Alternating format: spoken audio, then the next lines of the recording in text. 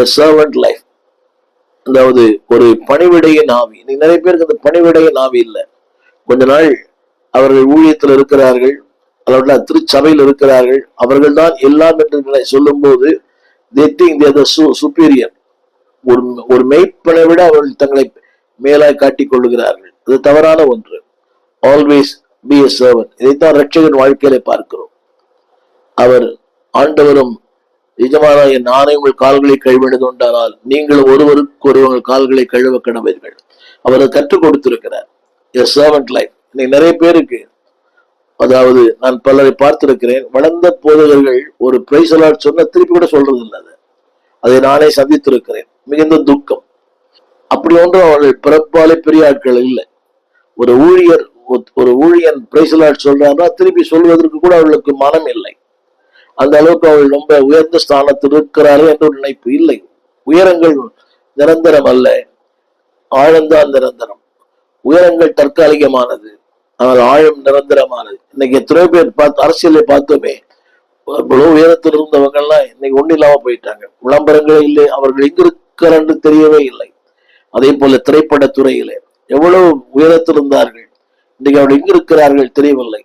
நடிகைகளும் நடிகர்களும் அதுபோல இசையமைப்பாளர்கள் எவ்வளவு உச்சத்தில் இருந்தவர்கள் இன்னைக்கு இல்லை.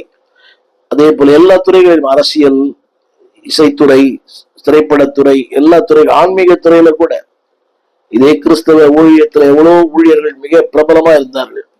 அவர்களுக்கு டேட் வாங்குவதே மிக கடினம், அவளை சந்திப்பதே கடினம். ஆனா இன்றைக்கு பாவம், அவள் இருக்கிற இடமே தெரியவில்லை. சின்ன சின்ன சபைகளில் எல்லாம் வாய்ப்பை தேடி போகிற மக்கள், ஊழியர்கள் ஏராளம். இது உண்மை உண்மை உண்மை. நான் சொல்ல வந்த கருத்து என்னவென்றால், லிவிங் எ செப்பரேட் லைஃப். செய்திக்கு பின்னாலே போகிறேன். மூன்றாவது, எ செக்யூர்ட் லைஃப். ஒரு பாதுகாக்கப்பட்ட ஒரு வாழ்க்கை. அந்த பாதுகாப்பு எப்படி வரும்னா, ஆண்டவர் இயேசுவால மட்டும்தான் வரும். அவருக்கு வெளியே பாதுகாப்பே இல்லை. எ செக்யூர்ட் லைஃப் என்ற செய்தியை போனமாய் கேட்கிறேன். அமெரிக்காவின் ஜனாதிபதி ஆகிய பெஞ்சமின் பிராங்க்லின் ஒரு முறை ஒரு கூடுகையிலே அவர் பேசினார், ஒரு கூட்டத்திலே. அப்பொழுது ஒரு மனிதன் சத்தம் போட்டு கேட்டா, அதாவது நீங்கள் பேசுகிற வார்த்தைகள் உண்மை அல்ல, நீங்கள் மகிழ்ச்சியை தருவீங்கன்னு சொல்றீங்க, சமாதானம் தருவேன்னு சொல்றீங்க, நல்ல ஆட்சியை தருவேன்னு சொல்றீங்க, அந்த ஆட்சி இல்லையே. அரசியல்வாதியுடைய இந்த கூற்றுகளை பாருங்கள், அள்ளி வீசுகிறார்கள்.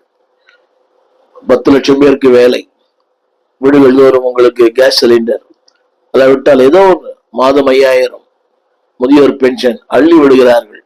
அவர் அந்த ஒரு மனிதன் எப்படி சொன்னார்,